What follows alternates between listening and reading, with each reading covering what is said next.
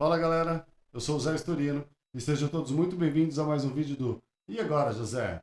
O tema de hoje é: seria o dependente químico uma espécie de super-herói, capaz de superar a tudo e a todos em busca de sucesso? Vamos descobrir juntos. Roda a vinheta.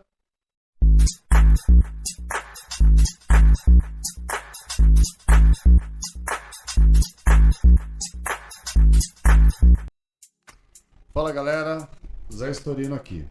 Para começar, a máxima. O dependente químico tem alta capacidade de adquirir aquilo que ele quer, ou seja, a capacidade de chegar ao sucesso. E sucesso rápido, diga-se de passagem. Verdade ou mito? Verdade ou algo implantado para se dizer que o dependente precisa se motivar ao ponto de conseguir aquilo que ele quer pelos fracassos, obtidos no uso da substância? Veja, desde que eu me conheço como terapeuta, eu ouço dizer as máximas. O dependente químico é altamente capaz de chegar ao sucesso. O dependente químico ele consegue conquistar aquilo que ele quer de maneira muito rápida. Ou seja, precisamos avaliar aqui até que ponto isso é verdade e isso é mito. Por quê? Nas relações entre terapia e paciente, há o processo de motivação para a abstinência. Todas as pesquisas realizadas até o momento, e olha que hoje eu fui atrás de muita coisa diferenciada para fazer com que eu mesmo acreditasse, que eu possuía superpoderes, para fazer com que eu mesmo acreditasse que eu sou capaz de produzir algo diferente, como isso que nós estamos fazendo aqui. Tudo bem? Isso é um processo novo, é um processo de criação, ele surgiu a partir de uma ideia, da ideia existe o contexto de projeto, no contexto de projeto tem a prática, e da prática vem a ação, ou seja, fazer a coisa acontecer. Mas isso leva tempo, isso leva projeto, isso requer demanda, financeiro, esforço, conhecimento. Então, o ponto em que eu gostaria de debater com os senhores hoje é o que é verdade e o que é mito na ideia de que o dependente químico tem superpoderes. Porque o que se pinta a partir do momento em que se entra em recuperação é que a capacidade do dependente ela chega a ser além de uma pessoa convencional. Convencional que eu digo uma pessoa padrão, normal na sociedade, Eu vou demonstrar o meu ponto de vista, mas também quero colocar uma forma que eu acredito ser o mecanismo que me fez acreditar nesse ponto de vista, tá? Veja, o dependente químico em uso de substância, ele precisa gastar muita energia psíquica, ou seja, ele precisa inovar demais, ele precisa criar processos, mecanismos, e a gente já vai começar chamando isso de processos de manipulação, para quê? Para que ele atinja o foco. E o foco qual é? O uso da substância. Neste processo, tudo que se pode usar através da criatividade, seja ela racional ou afetiva, criatividade racional ou afetiva, nós utilizamos, o dependente químico utiliza.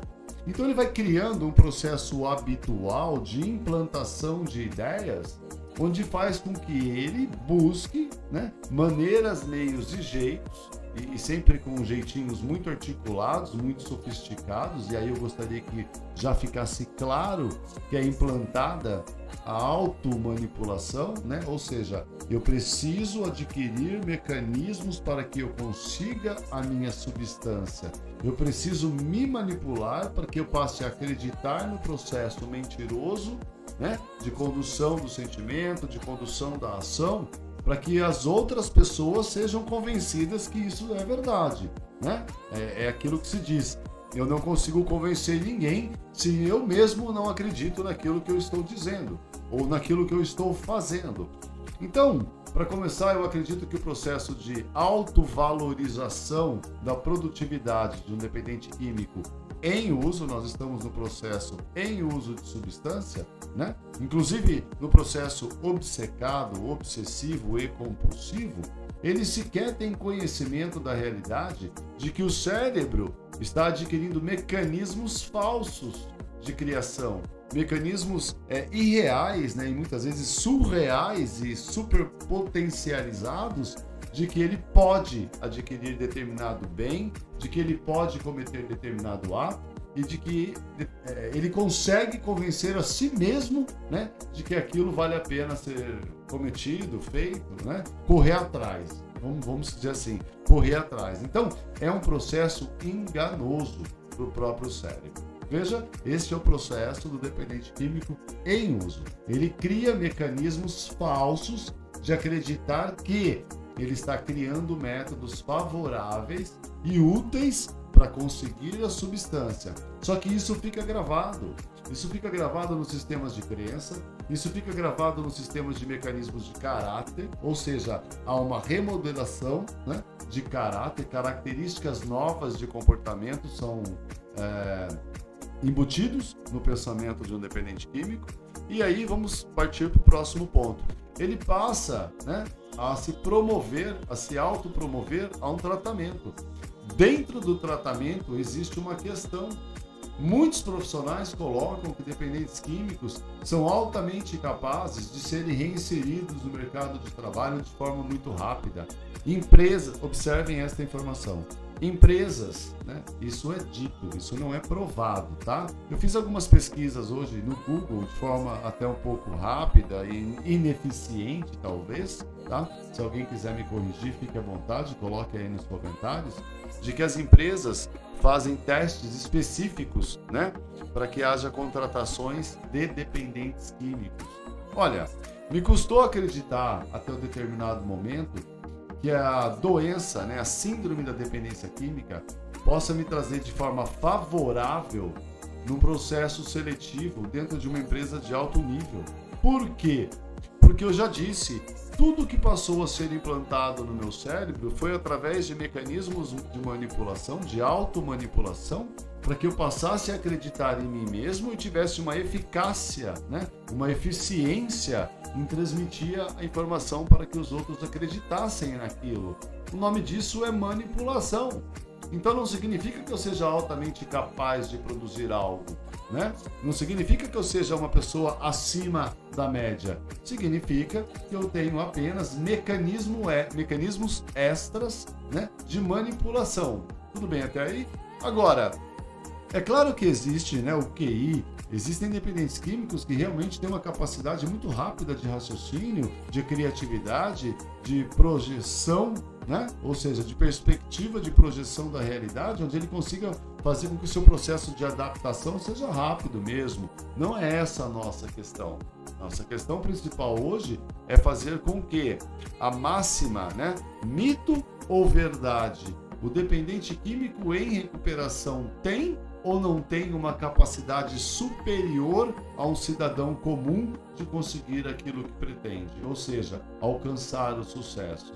Ao meu ver, né, existe muito deste processo de embutir informações fantasiosas, crenças, né, que foram deturpadas, caráter que foi modificado, e ao entrar em recuperação, faz com que o dependente acredite que ele tem o direito e ele é merecedor de um sucesso rápido.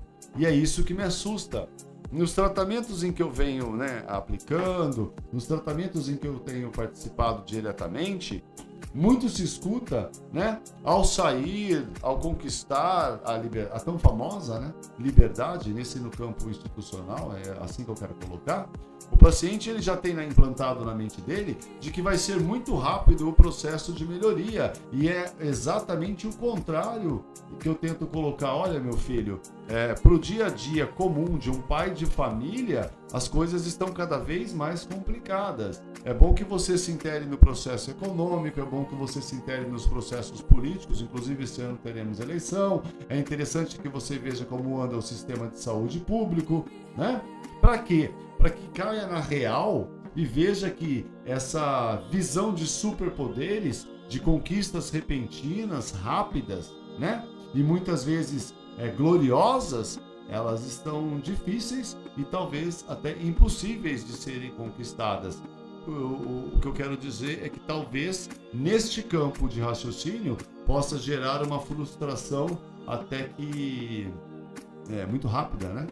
Vai surgir um campo de frustração muito rápido, porque ele já sai com uma gana de vencer Ele já sai com um desejo de sucesso, mas implantado na ideia, ou seja, né, embutido na ideia de uso, ou seja, aquilo que realmente ele passou a acreditar de forma fantasiosa. Então, eu solicito que talvez, né, ao aplicar uma terapia, ao dar uma dica, ao direcionar o dependente químico em prol da sociedade, diga-se, vamos devagar, né? Vamos verificar os nossos verdadeiros potenciais, as nossas verdadeiras vulnerabilidades, né? Ou seja, financeira, afetiva, emocional, social, né? Profissional, principalmente. Por quê? Porque não está fácil para ninguém. E aí o dependente químico saindo de um tratamento ou fazendo um tratamento ambulatorial, o desejo implantado na mente é que ele vai ter a mesma velocidade, o mesmo empenho e o mesmo direito de conquista com aquele que ele tinha, né, lá enquanto fazia uso da substância. Isso não é real. Isso não é verdade. Sabe, eu costumo brincar com os pacientes de que parece que o dependente químico se tornou um X-Men, né? Na apresentação como é feita. Não temos superpoderes, não somos diferenciados. Temos os mesmos esforços, as mesmas dedicações, as mesmas responsabilidades que os pais de família, né? Nós temos que dar valores a determinadas conquistas ao ponto de saber que aquilo demandou tempo, aquilo demandou esforço, aquilo demandou conhecimento, qualificação e principalmente consciência de que demais, né, acima da média, a euforia bate. Abaixo da média, né, inferior ao necessário, a depressão pode aparecer, a tristeza profunda pode aparecer e isso pode nos conduzir a sentimentos que podem levar à recaída. Então, eu quis trazer hoje, né, um pensamento um pouco mais rápido, consistente, porém muito presente dentro dos tratamentos para dependência química. Por que dizer que pacientes, né, que dependentes químicos, aqueles que possuem a famosa síndrome, têm superpoderes? Conquistaremos e conquistaremos rápido, teremos retorno e o retorno será rápido. Não, não é assim, né? Veja no campo afetivo, a maioria dos pacientes que entram numa instituição, a primeira coisa é reconquistar a mulher amada, que perdeu. Perdeu por quê? Né? Inclusive hoje eu ouvi uma frase muito interessante, não se perdeu, né, o bem, não se perdeu a pessoa amada, trocou, né? Foram todos trocados. Foi invertido o valor a ser dado pelo bem, invertido o valor a ser dado à pessoa amada. Eles foram todos trocados. E dentro do meu processo de acreditar, né, que eu tive que fazer um esforço absurdo para conseguir a substância, e o nome daquilo foi manipulação, e os senhores sabem muito bem como isso funciona, eu implantei essa ideia. E agora, estando em recuperação, o céu é o limite, o mundo está aos meus pés. Eu recomendo cautela, e essa cautela tem que existir já, né? Já para quem está iniciando um tratamento. Por quê? Porque depois sai do tratamento ou dá continuidade na sociedade e aí percebe que a vida não é assim. Percebe que a vida não é fácil. Percebe que não somos super-heróis, temos dores, temos sentimentos, temos percepções, né? Muitas vezes variadas no campo da ilusão e acreditamos que as conquistas vão chegar e vão chegar de maneira fácil. Tudo bem até aí? Senhores, hoje foi um vídeo rápido, eu espero que tenham gostado. Caso tenham interesse, é só escrever aí nos comentários. Voltaremos de forma mais elaborada, né? Eu estava passando por aqui, eu falei, poxa, peraí, é hora de falar um pouco sobre isso. Por quê? Porque realmente dá a entender que dependente químico em recuperação, ele tem direitos a conquistas rápidas. E a coisa não é bem assim. Ele pode sim se dedicar, né? Se dedicar com mais afinco, buscar conhecimento, se qualificar e por que não uma conquista? E é para isso que se está em recuperação. Cada vez mais subir um degrau no seu processo de recuperação com conquistas, com sucessos, porém com o pé no chão, na realidade e de acordo com o seu potencial e principalmente tomando conta das suas vulnerabilidades. Beleza? Ficamos por aqui. Até o próximo vídeo. Um forte abraço.